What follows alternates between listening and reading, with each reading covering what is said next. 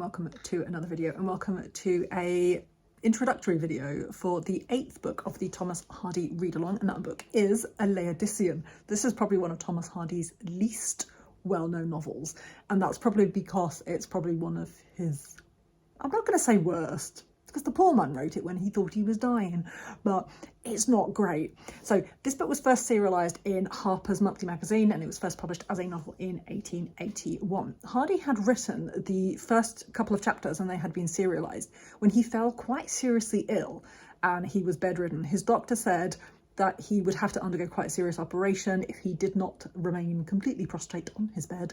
And he wrote some of the novel, or the rest of the novel, when he was quite sick and then when he was recovering. And actually there are some people who think that it is quite noticeable. So I'm going to tell you a little bit about the plot of this, but actually this is probably going to be one of my shortest videos about a Thomas Hardy book, introducing it, because there's not a lot about this out there and there's not a lot of contemporary reviews. So the very vague plot is we have Paula, modelled by this lovely lady in the 1970s who's gone to a fancy dress shop. This is the only edition of a Laodicean that I have.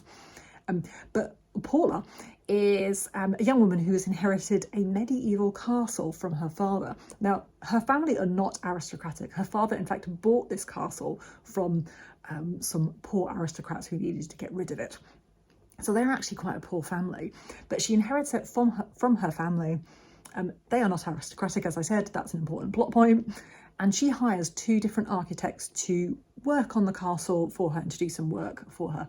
And she ends up kind of liking them both, but for very, very different reasons. Now, the novel features some aspects that Hardy has never explored before. I think it might be spoiling it a little bit to reveal them, so I won't reveal too much.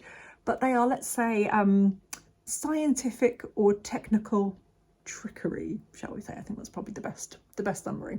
There's also a lot about architecture in this, which, as you probably know by now if you've been reading along, Hardy was a student of architecture. He did work as an architect's assistant before he wrote novels, and I think it's quite obvious in this book. So the contemporary reviews that I found did not like this book. They were very, very vague, actually. There were not many reviews, in fact. Most people didn't bother reviewing this book. Not up to scratch, not up to his usual standards, doesn't really fit in with the rest of them. Bit of a meandering plot. There are bits of it clearly written whilst Hardy was ill and had no idea where he was going. The least said the better, one contemporary review said, which I thought was great. But it's not a very well received novel, which is interesting because I kind of liked it. I thought it was okay. It's not my least favourite Hardy novel, but it's really an interesting one. So we are reading this in January. I would love to have started the year on a high, but if you've read it, I'd love to know what you think. There are no television or film adaptations, and just like our last book that we read in December, The Trumpet-Major, I have never listened to an audiobook of a Laodicean, so I don't know if one exists. So let me know your recommendations if you've read an audiobook and you have a recommendation for us.